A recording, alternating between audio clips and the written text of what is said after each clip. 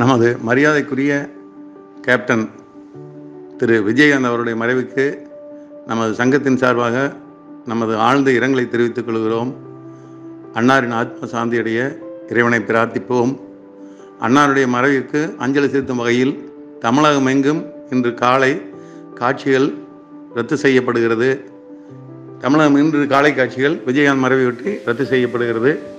திரையரங்கு உரிமையாளர் அனைவரும் அஞ்சலி செலுத்தி காட்சிகளை ரத்து செய்யும்படி அன்புடன் கேட்டுக்கொள்கிறேன்.